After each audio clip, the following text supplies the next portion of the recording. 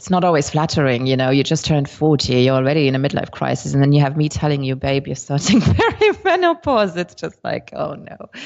Well, now I'm not going to sleep. Exactly. It's like, thanks.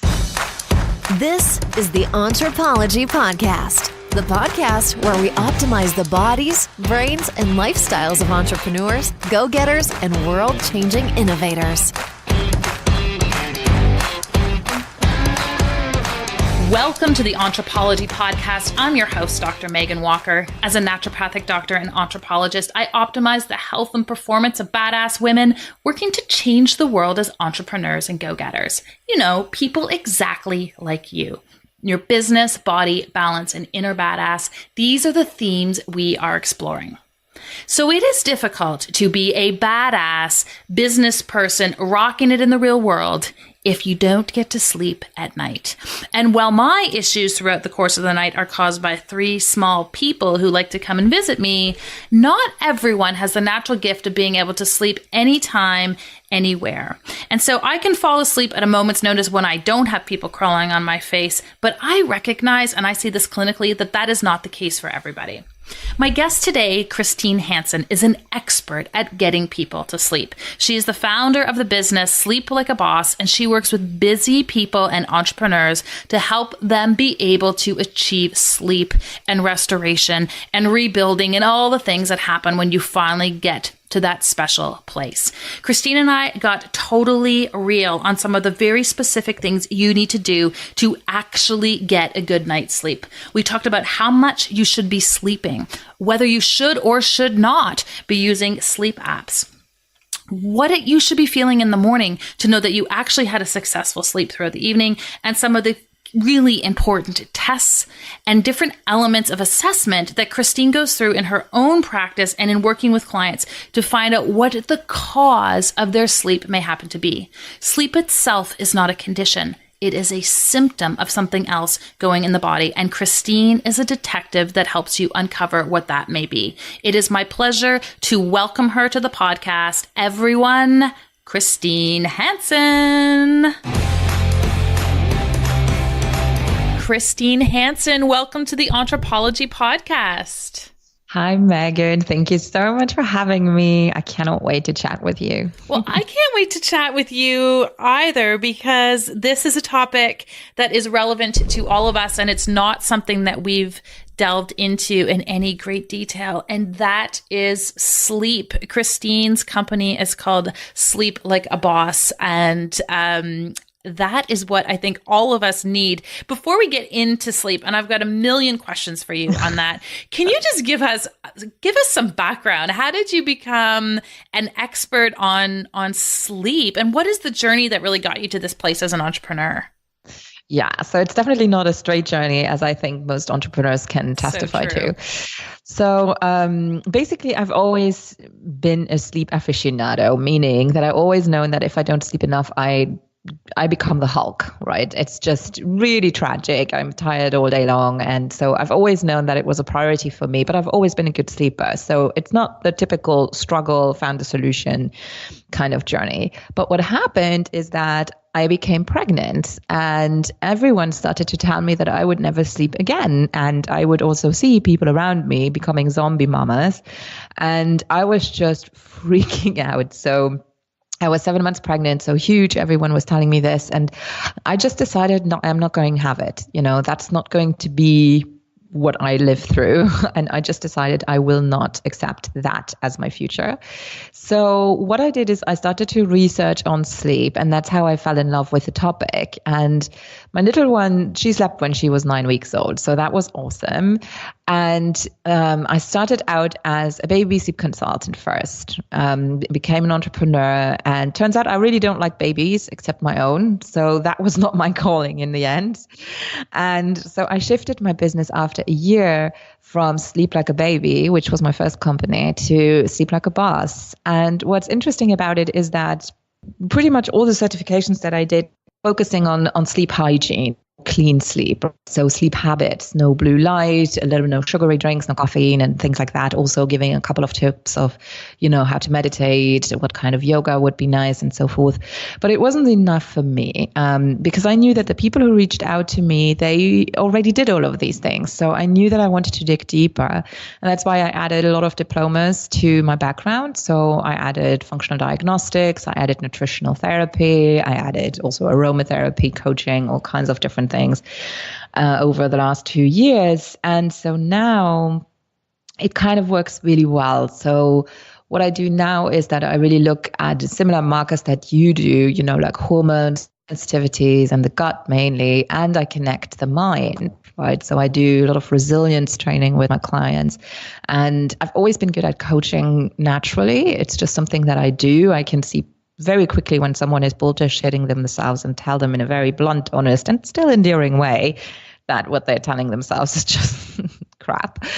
And so we have a lot of success, and sometimes, and for me, it's important that these two things are combined, because it's the way that I see it is sleep is not one thing, right? If you have something with an organ, let's say your liver or your kidney, it's very specific. But sleep, it's one of the only things that is super directly impacted by our physiology, our hormones, our chemistry, all of these things, and our psychology, right? It's so close because it's also responsible for all of these things. So it's really, really imperial to me that we look at the thing holistically, and that's what I do. And I find that it's unfortunately or fortunately for me, business-wise, it's pretty unique. Most people are either very focused on the physiology, and if you don't have a sleep disorder, tough luck, or it's just psychology, and sometimes that's not enough if you have inflammation going on at night, right?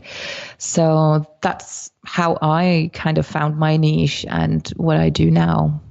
Well, and I love that you said that, if you don't have sleep apnea, then you don't have a sleep problem as far as the traditional system seems to be concerned. I have patients who go for sleep studies all the time, and it's a black or white. Mm-hmm. It's like that must be the only cause of people's sleep disturbances. And the reality is that's just the only traditional way of managing sleep issues outside of medication. So, I think it's important that you said that, because right out of the gate, what we're doing is just dispelling this belief that there's a single cause for why people can't sleep. And as a clinician, I really view lack of an inability to sleep as a symptom, as opposed to a condition in and of itself. So, and I suspect that you're looking at your clients the same way, from a very holistic perspective. So where do you start when you're working with someone? Because you already alluded to this. These people are coming in to see you and they're like, I have seen everyone. I have tried everything. I've tried every botanical.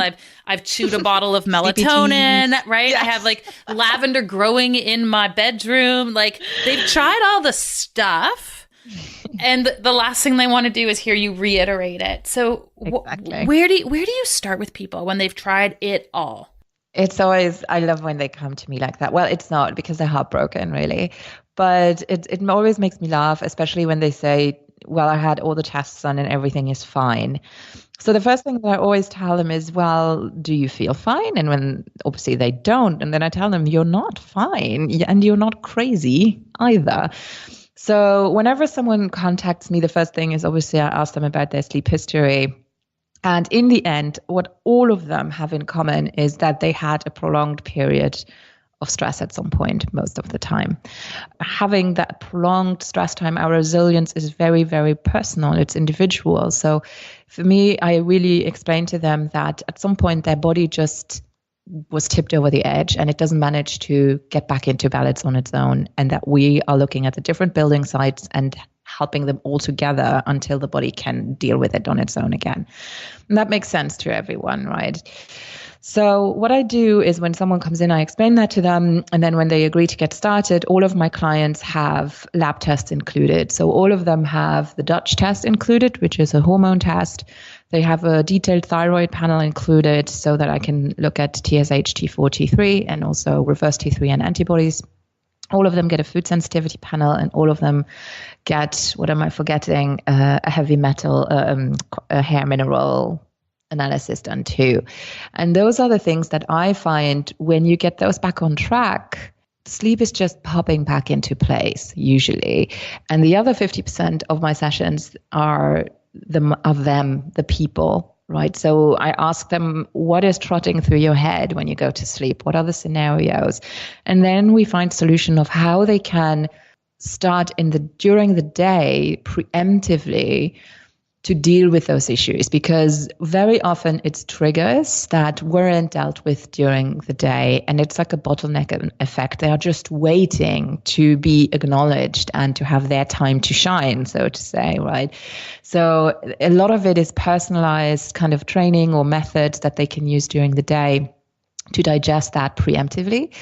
And that works really, really well. And in the end, you have basically a cleanup of the body and also of the soul in essence, because what I teach them is who they actually are. Who are they? What are their thoughts and what are not their thoughts? Because if it's not theirs, they don't have to care. It doesn't matter. And that is just eliminating so much stress, so much worry. And it's not to say that they don't care about anything, but the prioritization progress is a completely different one, and it gives them a lot of freedom. So it's really never just sleep. It's always a life-changing experience. And I could call myself a health coach in general, because what I do is what every health practitioner who thinks holistically does. The only difference is that I niched on sleep and that people think it is just sleep, but it's never just sleep. Yeah, no, it never is. And I'm curious, you mentioned the Dutch test. We use the Dutch test in our office. And for those of you who are like, I don't know what these two women are talking about, the Dutch test is just a really fabulous, comprehensive hormone analysis where we look at urine and urine metabolites of active sex hormones, essentially. And what it does is it paints a picture for us as a clinician. So we're not just looking at one value. We're looking at all of these things in context and the ratios between these different outcomes. So that's what the Dutch test does for us as clinicians. I'm curious what sort of patterns you're seeing on the Dutch test and with hormones in general when people are having dysregulation with sleep, women in particular. Mm-hmm. Okay, so it's very individual, but what I find is that a lot of women it's twofold. They either have way too much estrogen, way too much, and that is obviously having a trickle effect on all the other things as well. So that is something that is very, very common, or the opposite. It's like the main culprit, if we can call it that way, is always estrogen. So another phenomenon that I see is that women enter perimenopause a lot quicker than they think, so that they are estrogen deprived, actually. So it's not always flattering, you just turned 40, you're already in a midlife crisis, and then you have me telling you, babe, you're starting perimenopause. It's just like, oh no. But it's well, now I'm not going to sleep. Exactly. It's like, thanks. But very often that's the case too. And what I find interesting is that estrogen, especially high estrogen levels, are so often also related to copper toxicity, right? So I usually look at those two factors together as well. So estrogen is definitely one of the main ones. And then what I also, for the Dutch, what is super fascinating is that they measure cortisol in the free and the metabolized state. And that gives me a really, really good insight into what the body is trying to do. Is there an inflammation that it's still trying to fight, or is it already pulling on the brakes in order to kind of protect the organs from the damage that cortisol is creating long run? So these two factors are things that I love to look at. And usually when you run, for example, an intestine, like a GI map, which is basically looking at your intestine and whether there's inflammation, whether you have pathogens or anything like that.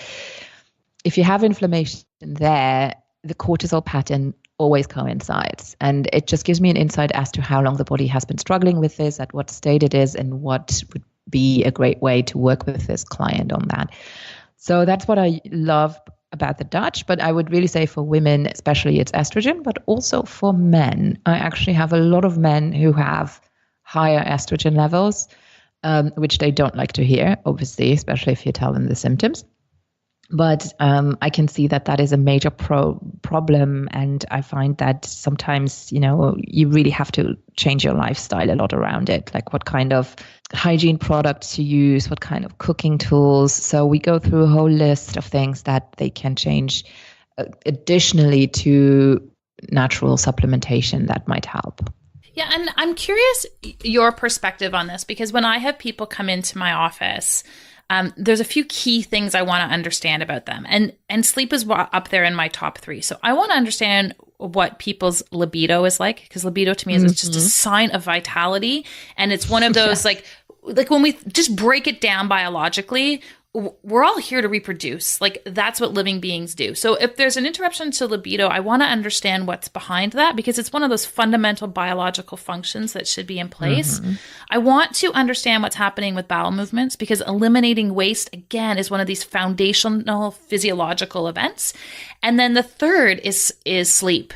So if you can't sleep, 1, we've got a major issue. But 2, when I look at these things as foundational functions of a living entity, it forces me to step back and question what the heck is going on that we as very adapted physiological beings can't cope with our environment, that sleep is being dysregulated to such an extent. So do you think sleep is like the canary in the coal mine? It's its way of alerting us to environmental pressures? Or do you think we're just overloaded in stimulation? Like, why is such a fundamental thing disrupted for so many people in your opinion?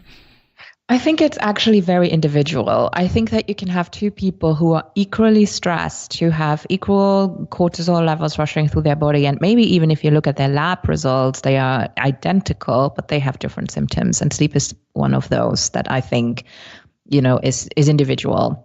So some people might have migraines instead, or some other people might have more bowel or more intestinal issues, because my clients always have intestinal issues. It's just always, it goes hand in hand.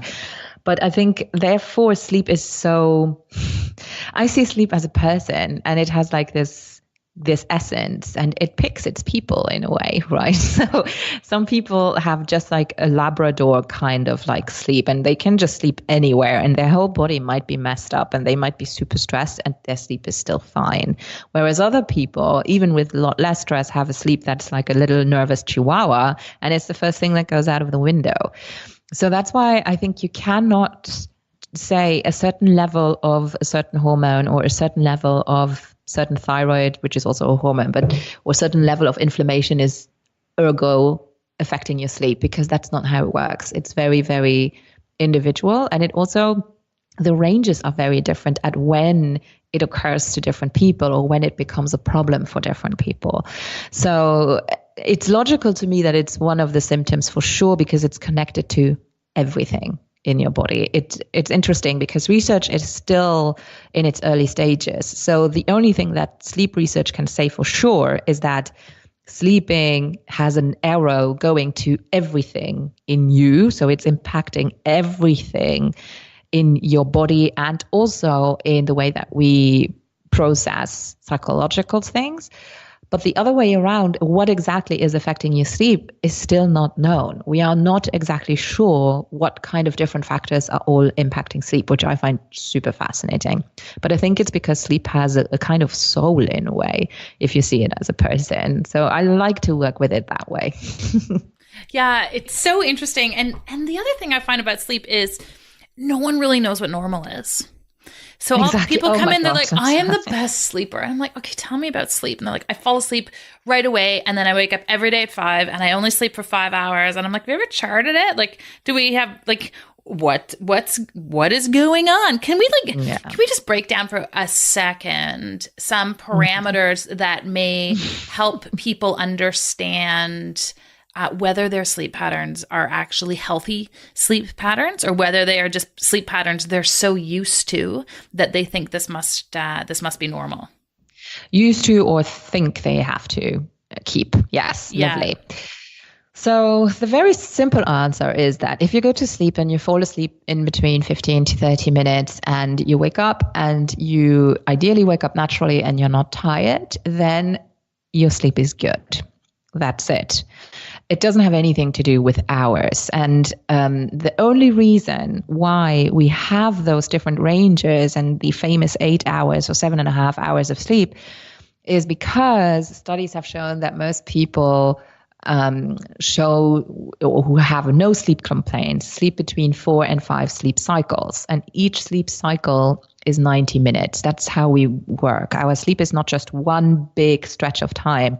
We go through different phases. Each phase is 3 phases, and they are all in cycles and they are connected. So when you calculate that 4 times 90 or 5 times 90, that's how you come to those famous 8 hours or 7.5 hours. Now, people who are boasting that they need less than 6 hours of sleep, those people are actually super, super rare. It's actually a genetic defect if you need less than 6 hours of sleep. And I always quote a study that was done in Fast Company, I believe, where they looked at people who were on purpose sleep deprived for 48 hours, and they looked at their cognitive function. So they had simple math tasks to do and things like that. And obviously they performed really poorly as compared to their normal cognitive performance. Now, the other group was a group that was woken up after 6 hours of sleep on purpose. And interestingly, they didn't feel any different for the first 10 days. But after the first 10 days, they still didn't think there was a difference. Their cognitive performance crashed, and they had the same change as the people who were sleep deprived for 2 days. The only big dangerous difference is that they didn't feel it that way. They didn't think that it affected them that way. So, and that is why I'm saying you cannot be objective about this stuff. Even if you think that you need less than 6 hours of sleep, chances are that you're actually a lot more stupid during the day than you could be. So it's not helpful. The other thing that is really getting on my nerves with this is sleep trackers, because people get so stressed about tracking their sleep. And it's like, I didn't sleep long enough because I didn't get my 7 hours or my 8 hours. And I just had a recent client who was convinced I'm not sleeping enough. And I was like, well, how long are you sleeping? Well, I go to bed around 10:30 and I wake up around 7:30 a.m. And I was like, well, that's a lot of sleep, right? And it's like, well, I want to get the exact amount, of 8.5 hours. And I'm like, but he was like, I'm awake for an hour each night. And I was like, well, you probably don't need as much sleep, right? So it might very well be that you're someone who only needs 7 hours. And so his first task is actually to reduce his bedtime, like to reduce the time he spends in bed. But he was really freaked out because he thought he wasn't sleeping enough. But he wasn't tired in the morning. He was perfectly awake and happy, but he was awake during the night each time because he just didn't need that much sleep. So I find when you then reduce that time in bed, sleep is then consolidating and you have that better, stretch that it feels like one single stretch of sleep. So it's really important to me that people know that it's only if you really need more than 9.5 hours of sleep and you're still tired, that's when I would go to the sleep lab to see what is going on. You might have an undiagnosed sleep apnea or something that is still leaving you tired. That is, yes, I would really go and see medically if there's something going on. But apart from that, stop stressing out about it. Stop stressing, just stop tracking your sleep. As long as you feel fine when you wake up in the morning, you are fine. Yeah, and I love that because sometimes people need to simplify. And I will admit, I do track my sleep. I use an app called Sleep Cycle. But for me, it's an accountability tool because I know I need to go to bed early. I have deep reverence for what sleep does. And yet I get in these zones where I'm so excited about what I'm doing at night. I just keep plowing through. And then I get to the morning. I'm like, the last thing I want to do is get up and go to the gym. I'm in that classic, I want to go to bed early. But I self-sabotage with respect to sleep. So where I find my tracker helpful is I can go back and look at it and be like, darn it, Megan, like you've only had 6 hours sleep for the last 10 nights because of your poor decisions. Yes. More than anything else. So that's how I use it. But I am definitely not one who fixates or ruminates on these types of data pieces. So it works well for me. But one thing I do observe on my Sleep Cycle app is really the fluctuations in those cycles. So it works off of sound, which is really cool. So I don't have anything on my body and I don't have any Wi-Fi beside me. But I notice when I look at the sleep cycles that are taking place, I get into really deep sleep quite quickly. If I have had any alcohol at all, I get like 1 episode of deep sleep and there's very little fluctuation. And if I don't have any alcohol, I get these like a beautiful cycles. Can you just comment a little bit on the effects of alcohol on sleep? Because people go and people who are mind are racing. I hear this consistently in practice, and I'm sure you do too. They're like, oh, I just have a drink before bed, or if I wake up at night, I have a drink. And I'm like, you are like, don't do that. Don't do that. Don't do it. No, it's exactly what you actually described from witnessing. It's alcohol. It can help you to relax, obviously, but what it does, it messes with your deep sleep, just your deep sleep. It doesn't affect your REM sleep as much. But you might be able to sleep just as long as you usually would, but you don't have as much deep sleep. And deep sleep is where all of the repairing happens.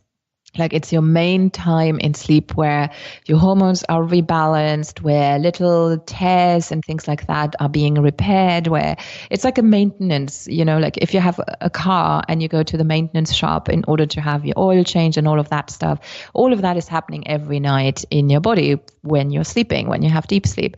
So that's not happening. So you might sleep the same amount of time, but when you wake up, you will actually be a lot more tired because that repairing didn't happen.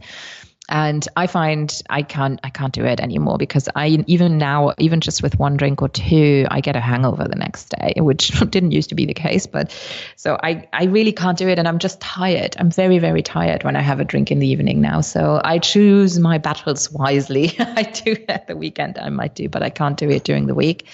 So the other thing where it's counterproductive is that it's diuretic. So it is going to make you go to the toilet. So you will probably wake up because you have to go and pee, and then falling back asleep might be even more difficult because you're also dehydrated at the same time. So it's so many negative side effects that it's really not worth it.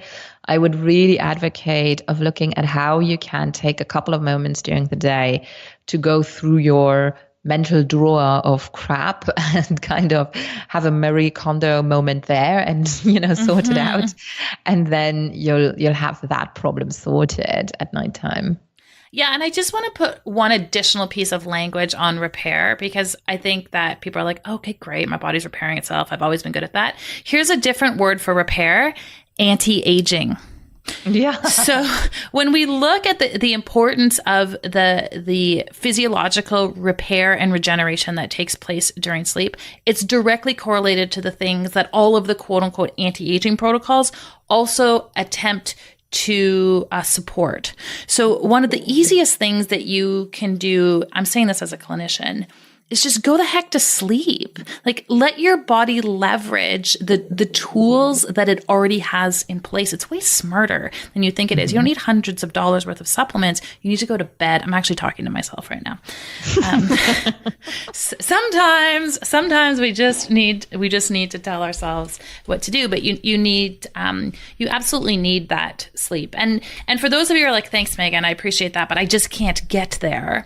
Can you just take people through in a stepwise manner where you would go? Because we talked about like sorting through some of the stuff that's going on in your head during the day, etc. But can you literally take us through step by step what we should be doing if we can't, not only if we can't sleep, but I think to optimize our sleep and support ourselves in that way?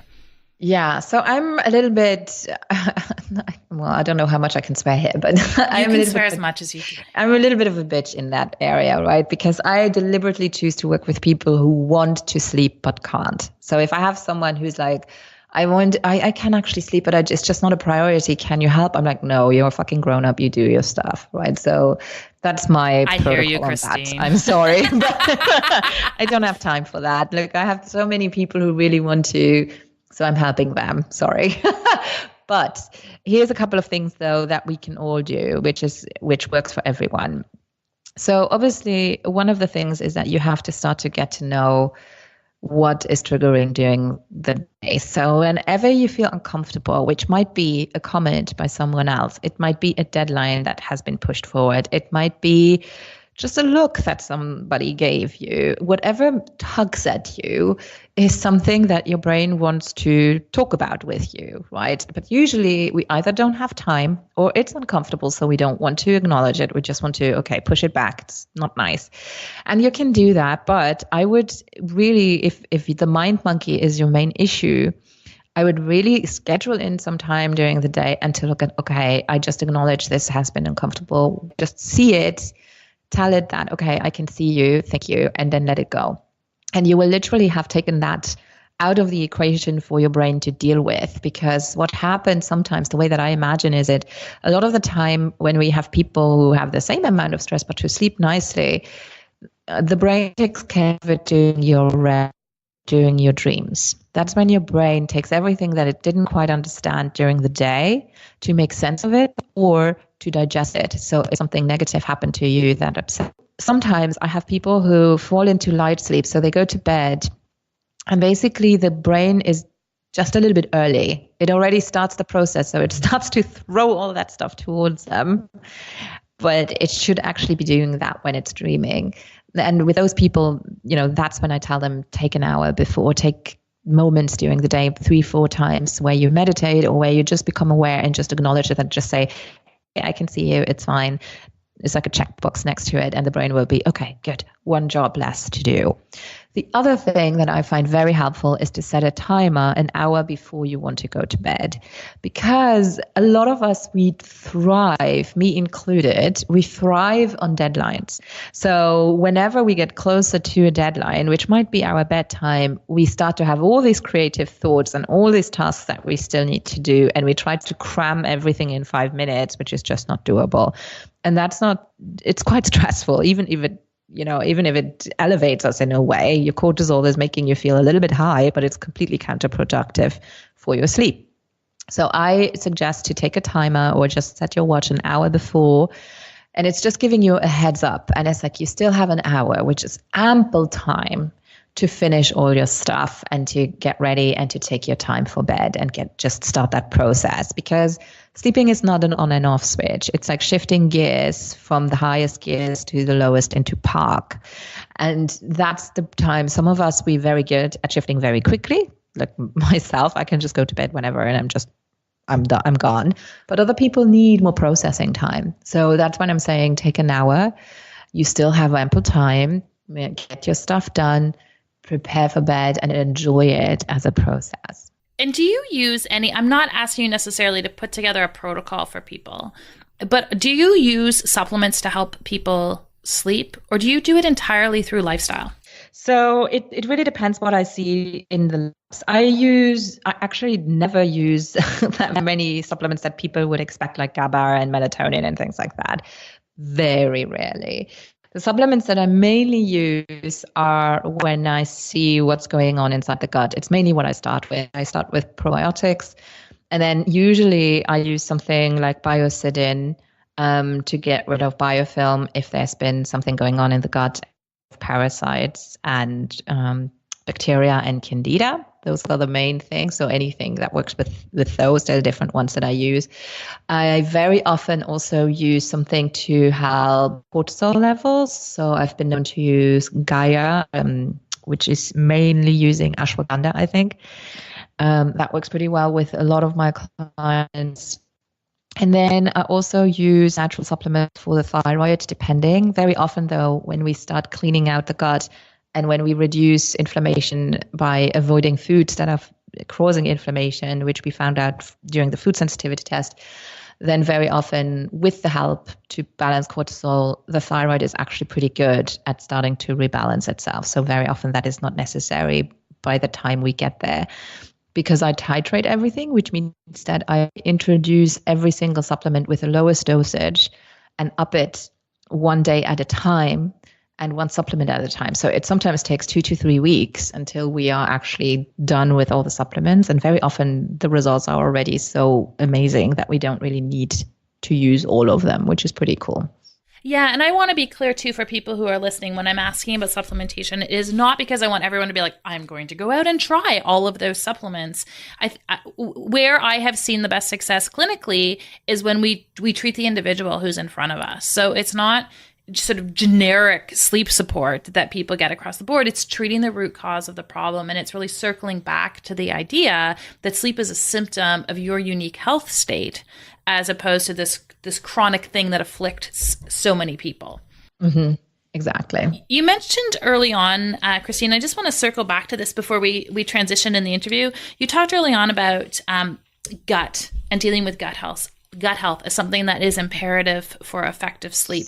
Can you talk about that really quickly? Because we mentioned it, or you mentioned it in passing, but I think for some people who have digestive issues, they were probably like, oh, do tell. What the heck does that have to do with my sleeping? It's so funny because people imagine it to be in the head. And it's like, nope, sleep is connected to everything. So the gut is one of the main issues, really. So let me just walk you very simply through what is happening most of the time.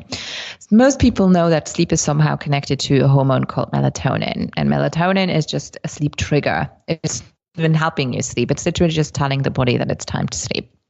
But you can see the antagonist of melatonin kind of being cortisol. Cortisol is like your yippee day hormone that gives you power, that is keeping you awake, that gives you energy, and it's a good hormone to have.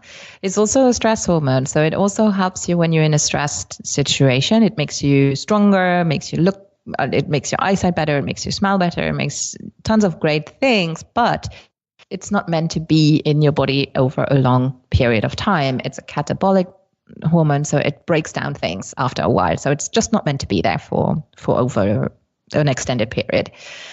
So the other thing that cortisol does, though, it's an anti-inflammatory. And that's the crux of the matter. Because if we have inflammation, cortisol and also adrenaline a lot of the time come rushing in because it's their job. And in the gut, one of the main causes, if you have issues in the gut, first of all, it's very aggressive towards your intestinal lining. And what is happening is then that because of that, it is weakening you as a host, which gives ample opportunity for parasites and opportunistic bacteria to settle down. And those little buggers are nocturnal. So they will have party time around 2, 3 a.m., which means that they are creating inflammation. Hence, cortisol sees, ding, ding, I have rush in, I have a job to do. And if you wake up around that time, you will feel like you have a buzz. So even if you are mentally completely zen, you might be a super cool Tibetan Buddha. If you have this inflammation going on, you will still feel wired. You will be exhausted. You want to sleep, but you can't. And so that's why the gut is so important, because it is literally like this, I can see it like this tingling kind of inflamed big area lightening up at nighttime. And so that's why when I help that, when we clear that out, it's not just sleep that comes back. It's so many other things. It's like the brain fog is lifted.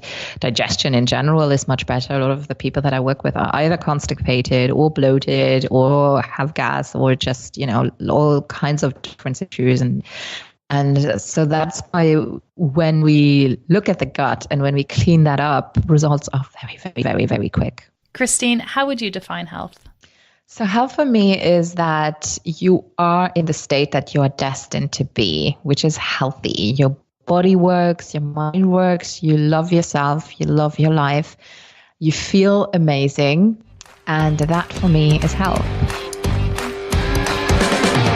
Hey, fellow go-getters. So we've got a lot going on right now over at Entrepology Performance Labs, and I want to make sure that you guys are in the loop. We have groups and contests and quizzes and meal plans and all sorts of things that you can get your hands on. And the best place for you to be in the know is actually to ensure that you are following and hanging out and engaging over on the gram.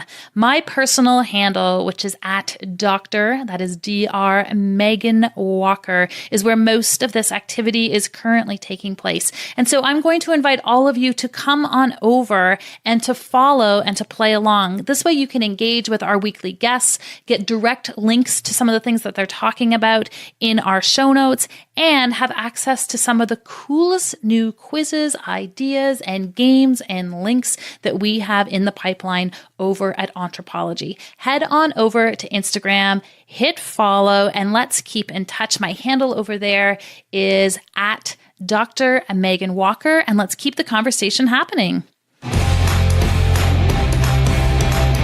love that. And I think that's a great place for us to transition to the second part of the interview. And I call these our KPIs, or key performance indicators. So just like we have them in our business, I believe that we have them with respect to our health and our lifestyle as well. So if you will indulge me, I've got a few rapid fire questions coming your way. Hit me. All right. Who is inspiring you right now? Okay, there's this movement that's called Changemakers Global. It's a new movement. It's just started this year, and it's about, it's called Changemakers Global Unite. It's an event where especially entrepreneurs are fighting against human trafficking, against poverty. And the philosophy is that no matter how far you are in your business, you can make a change today. And I love that. So at the moment, I'm totally fired up by that. So that right now, today, that's what is inspiring me. Great. I love that. And we're going to check that out and we'll link it up in the show notes. What is your audacious goal for the next year? Oh, that's easy. It's twofold. It's so business-wise, it's to hit the million. That's my audacious goal. But the reason why is that it will allow me to create such a bigger impact in what I want to do, which is become a leader as an entrepreneur, as a woman, but making it very clear I don't want special recognition because I am a woman. So that's really important to me. And the second side of the medal there is that I'm very big on philanthropy in an anti-poaching movement. So that's my other big thing, that can come guns blazing and really make dent in that area. Awesome. I think I know the answer to this, but what is the one thing you are most consistent with respect to your health, other than sleep? Every time that I stop being harsh to myself. So when this inner voice creeps up and it tries to bring me down, I stop. And I tell it, stop. This is not you talking to yourself. I don't know where this voice is coming from, but that's not the way you're supposed to talk to yourself. Forgive yourself. And let's try this again. That's very important. I like that. I like that you took a mindset approach on that. That is amazing. What is something totally badass about you that people would not otherwise know? I don't know. I speak 4 languages fluently. That might be a badass thing. I'm not sure. Badass. That's badass. What's your favorite color? It changes, but at the moment it's a deep purple. And finally, entrepreneurism. Are we born this way, or do we learn to become entrepreneurs? No, we're born this way. Convinced. Yes, we're born this way. I love it. There's 3 types of people who answer this question. They're like the emphatic entrepreneurs. They are the like, I became an entrepreneur out of necessity. And then there are the politicians who don't want to offend anybody, but I know they secretly have an answer. So I totally appreciate your honesty. And you get lunch with me every time. Yes. Yeah. No, that's totally awesome. Christine Hansen, it's been a pleasure having you on the podcast. When people want to follow up with you, where can we send them to learn a little bit more about what you're up to? Well, thank you for having me. First of all, it's been an absolute honor. I looked at your episodes and I love everything you do. So it's amazing. And when they want to get in touch with me, the easiest way is via my website, sleeplikeaboss.com. Pretty easy to remember. And I'm also inviting you can always get in touch with me personally. And I know my email address is not on the website, but it's just Christine, as in French spelling. So CHRISTINE @sleeplikeaboss.com, and that gives you direct access to me. So don't hesitate to write me an email, even if it's 3 a.m. Most of my emails arrive at 3 a.m. I wonder why. And just let me know if you need anything, and I'm here for you. Amazing. Christine, thanks so much for your time. This was so much fun. Thank you. If you enjoyed our conversation and would like to hear more, head on over to Stitcher or iTunes and subscribe to the Entrepology podcast. We would also really appreciate a quick review. When people have their health, they can change the world. Let us keep you healthy and you go change the world.